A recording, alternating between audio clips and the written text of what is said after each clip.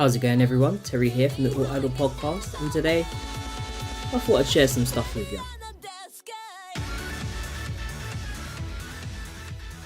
After that, Zenkimi actually recruited two new members, Togoren and Mene, who are the pink and blue member respectively. And this was their first single as a new formation. So this was their first single as the new formation, and they came out with a single called Sophomore Sick Sacrifice, which had Sophomore Sick Sacrifice. What is that? I don't even know what that song is now.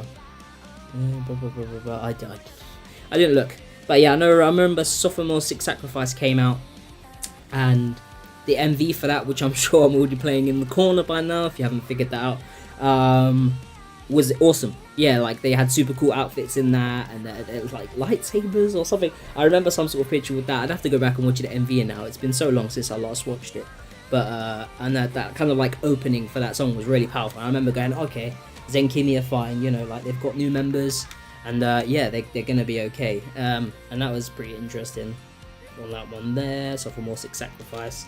Some of the CDs I think I might have forgotten to open, so apologies for that if I didn't open said CD.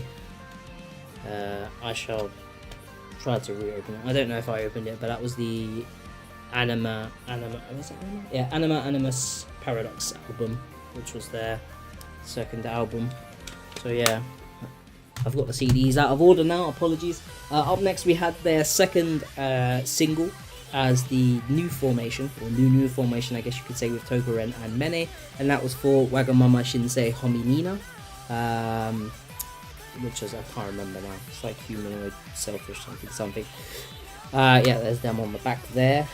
I didn't really think much of the front artwork. The front artwork I wasn't super keen on, I'm not gonna lie. It's cool, it's colourful, it's like, oh, but yeah, in terms of like actual your picture, I thought the back artwork was much better. The only problem is like my reading of like Japanese kana in general is bad, let alone when it's then drew, like it looks like me trying to write in kana, like it's terrible. And I definitely can't read it. But oh no, I must have put the CD inside a disk drive earlier. I was checking stuff out, but yeah, the CD's not in there, but you can have a look on there. But yeah, there's like the weird Uncle Sam Zenkimi dude pointing at you. It's kind of weird, kind of looks a bit like the Canadians from South Park, I guess. Kind of odd, but yeah, that was a really good single as well. I'm sure I've had the Wagamama Shinsei Hominina MV playing throughout most of this. If I haven't, Terry, you're an idiot, you should have had that playing already. Hopefully I queued up later on when I do that. That's cool. What we got next? The next album was Egoistic Eat Issues, which is a massive album. It's huge. It's a long album, 16 tracks. I think it's actually got 11 proper tracks. Well, I say proper tracks, 11 album tracks, and then each one of the girls had their own solo track. There's the back art for you, which was quite interesting how they did the titles and that sort of stuff. And the girls all on there, you can see their like coloured member tracks at the bottom, which was really interesting. Let's have a look, what else have I got? Yeah, so that's kind of like the CD on that one there. It's pretty cool. I mean, my favourite song, apart from all like the single songs that I mentioned, like Sophomore Sick Sacrifice and that sort of stuff, I think on this one it's probably going to be like Misfit Lovers. I really liked Misfit Lovers. What's that other one called? Dohaku Koen, something Garden, and then there was another like something Dystopia, Hohei Dystopia, something like that, which kind of has like the weird bagpipey sound in it. And then as well as like their solo songs, my kind of like standout solo songs were Mishiro's solo song Dying Cry, and Megumi's solo song, which was Hio Kurenri, I think it was something like Hio Kurenri. That was pretty cool. Really strong album from Zenkimi, that one. So many songs, like you've got so much Zenkimi-ness to kind of feast upon with that album. I don't think you could really go wrong. So it's kind of one of like the must pickups, to be honest with you, especially if you're kind of new getting into Zenkimi, just because you get so much for the price, you know what I mean? Why would you not? Right, so what we got? Oh, up next is the kind of the CD that I don't really speak of too much, and it was Zenkimi's kind of re-record album that they made called Neo. So they decided that they were going to re-record Yamikawa Imrad and Anima Animus Paradox. So they re-recorded both, right? With the new lineup with Mene and Togoren. And that was cool. But unfortunately, Mene left either during this or not long after doing this. And I don't know if like production on the re-records kind of slipped because of that, but the first CD, the re-recordings of Yamikawa Imrad were really good, and but then the re-recordings of Anima Animus Paradox weren't as good. Like there was like, and there's a few songs on there where like the recordings just sound off, like very off, and it was kind of weird, and I didn't really understand. But like, if you kind of want to get into Zenkimi, I honestly probably can't recommend this.